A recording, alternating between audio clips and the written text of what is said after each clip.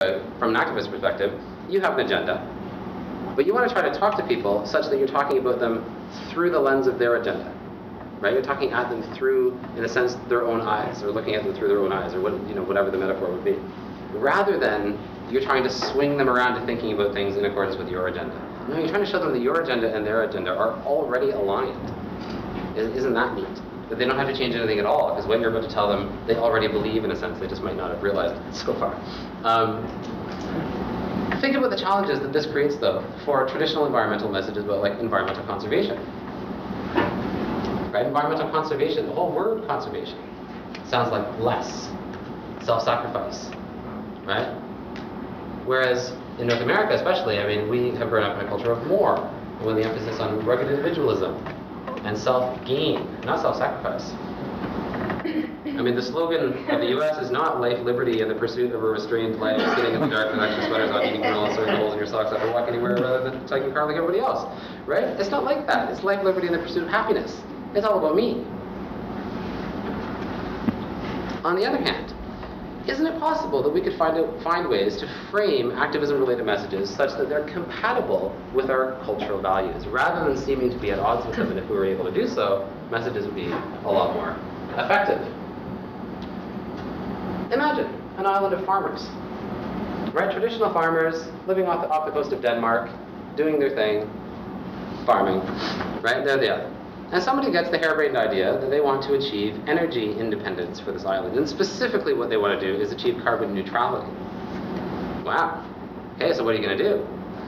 Well, you get the local environmentalist on board, right? They get all passionate and worked up and talk to people, and no, not at all, right? You talk to them about, how this island could be a leader and save the world and, do all these things. No, Danish farmers aren't interested in stuff like that.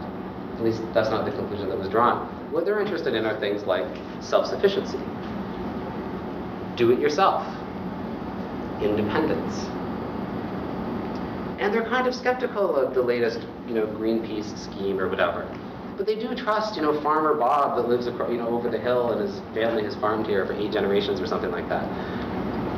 So if you can get a campaign that ultimately is about carbon neutrality, but it's spoken about in the language of self-sufficiency and independence and do-it-yourself, and it's promoted by Farmer Bob, right? Because you've been able to, in private conversation, get him on board first of all, and he has realized the benefits that this will have for the farming community and for community values and all these sorts of things that they value.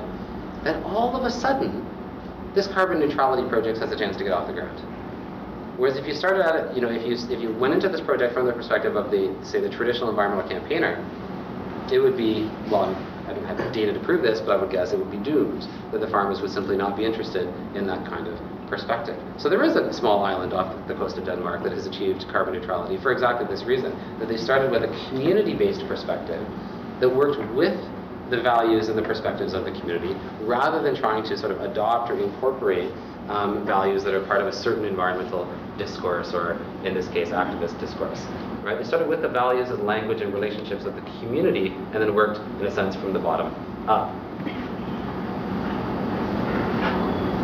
So language is important, right? How many of you guys know about Frank Luntz? You guys know about the Frank Luntz story? He's basically a behavioral researcher, I guess you could say, who back in the 90s became famous/infamous for creating a set of language, basically, for the conservative, or for the Republican Party in the U.S. To use around its climate change communications. What Frank basically did, is he would get a bunch of people into a room, and he'd give them little dials, like and dislike kind of dial, and have them listen to messages, right? Listen to articles from the media, and how do people react when they hear climate change or global warming? Right? Where does the attitude dial, or the sort of favorability meter kind of thing, where does it go as people use different types of words?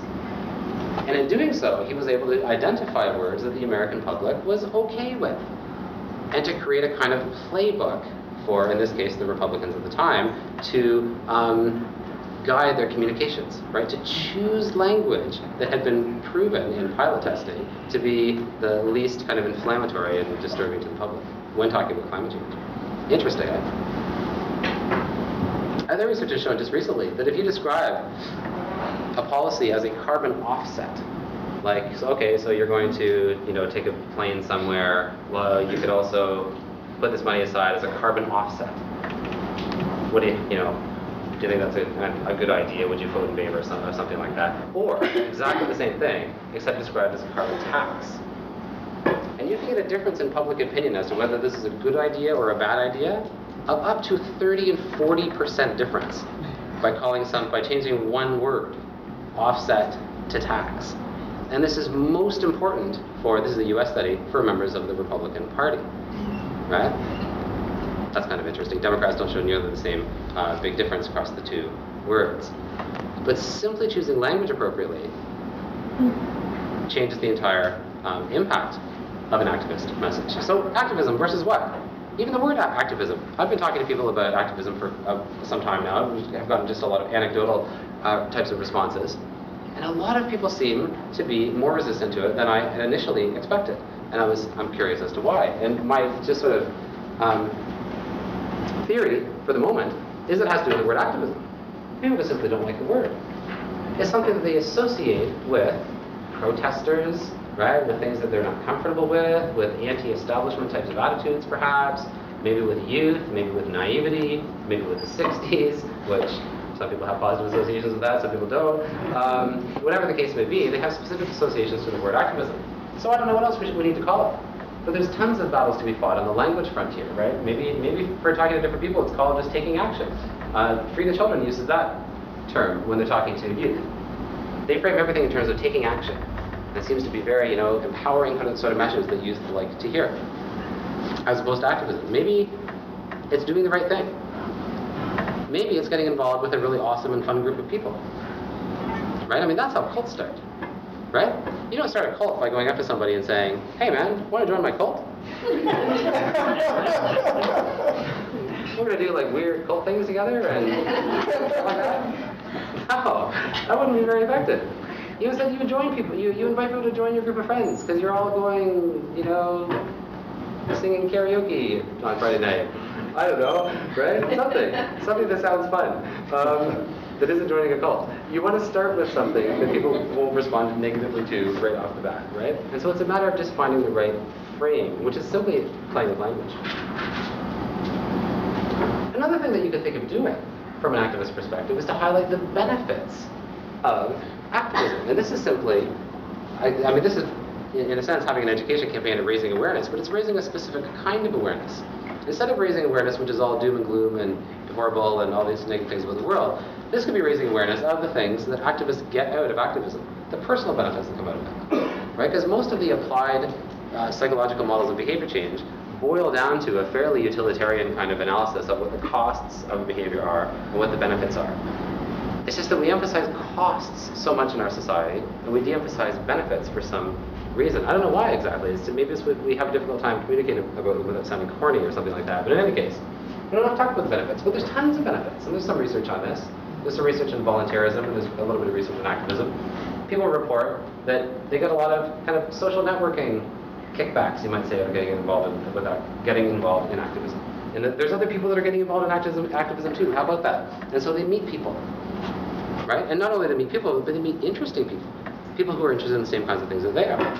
People that know other people that are interested in these kinds of things too. So it leads to a lot of sort of networking opportunities, a greater sense of community connectedness, that ooey feeling of belongingness that comes out of it, friendships, feeling valued. You can see a whole bunch of benefits to the self that come back from the social inclusiveness of activism, right? Of becoming part of basically any vibrant, accepting group of people. Then there's also people report kind of authenticity kickbacks, if you will, right? That feeling of self-integrity or that feeling of satisfaction that comes from living your values. I was talking to a graduate student in our department not too long ago who said that her and her husband had